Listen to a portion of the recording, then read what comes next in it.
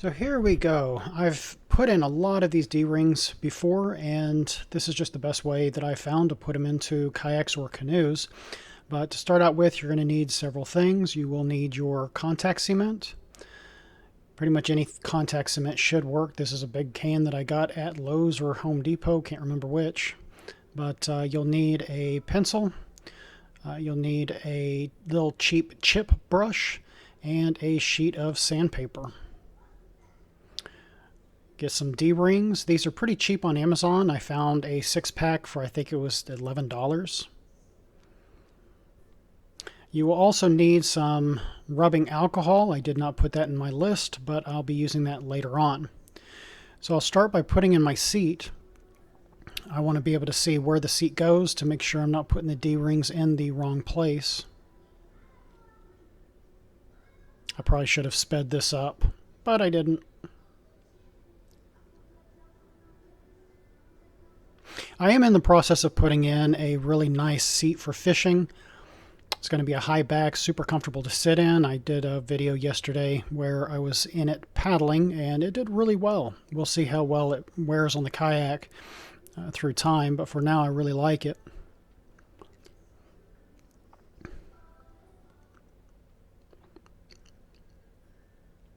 I'm going to take the gear I'm going to put in. I'm going to be strapping this dry bag into my kayak, and so I'm going to want to go ahead and put it together, put it in the boat to see where it is to make sure that my D-rings are put in the right place.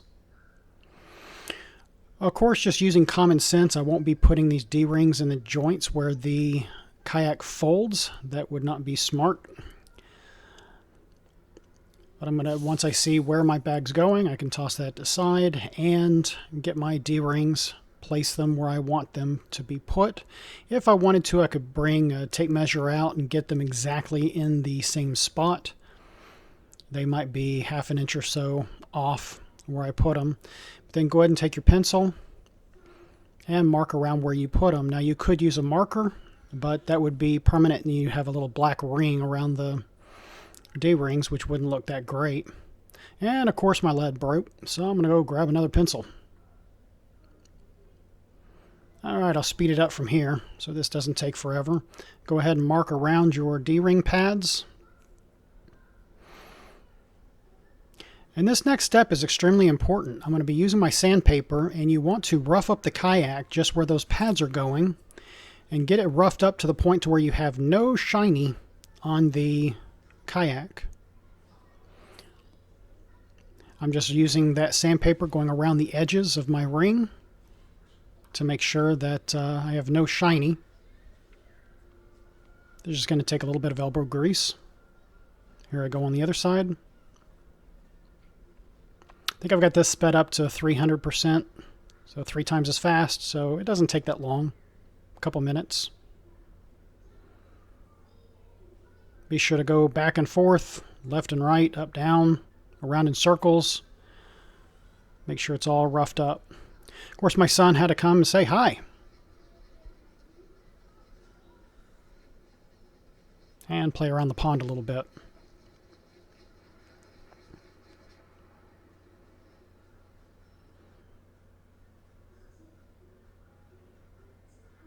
So after you've done sanding on the kayak, you can start sanding on the pads. Make sure there's no shiny left on the pads. And something that I'm going to figure here in a second is it is much easier to have a surface that you can sand on, but know that if you're sanding on a surface and your sandpaper slips, it could scuff up the surface you're sanding on. So here I go, back to a surface. I don't care if it scratches a little bit. It makes it a lot easier to sand the pads on a surface. Alright, so now I'm going to go ahead and use the rubbing alcohol to clean off my kayak where the pads are going and clean off the pads. This is getting rid of the dust, getting rid of any oils that might have been on my hands. Pretty important step. And from here I'm going to start using the contact cement. So on the contact cement, you're going to want this as thin as possible. Using your cheap chip brush, go ahead and dip it in. Don't dip a lot. A little goes a long way. But you'd want a very thin layer all around where you're going to be placing the pad. Pretty much just in the sanded area that you did. Once you're done there, you can go ahead and place it on the pad all around. Make sure you don't miss any place because that'll lead to a pocket where it can pull free. Here I decided in a second my seat's in the way of your viewing, so I went ahead and took that out so you can see a little bit better. And I finished up. But main thing, make sure all the area is covered and make sure it is nice and thin. You don't want this globbed up or it won't stick well at all.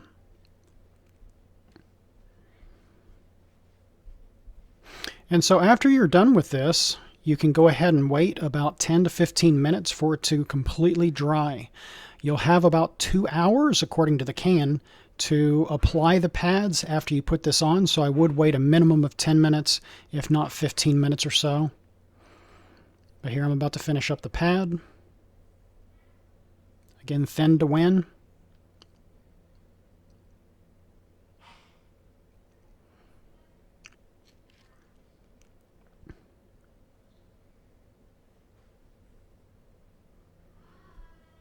This is played in real time, so you can kind of see how long it actually took me to paint it onto the pad. Set those face up and wait 10 to 15 minutes. When you're ready to apply, go ahead and stick the pads onto the sanded surface. Main key here is to press really hard. If you need a tool like the back of a paintbrush or back of a knife or something, go ahead and use it. I just used my thumbs kind of supporting the back of the kayak as I pressed into it. But again, just make sure you press really hard all around the pad. Don't miss a square centimeter. Press all around it.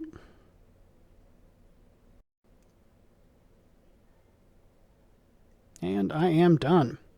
So I'm going to go ahead and put my kayak back, fold it up, throw it in the garage, and I'm going to let that wait at least a day, if not 2 or 3 days, to completely harden, and then I'll test them out.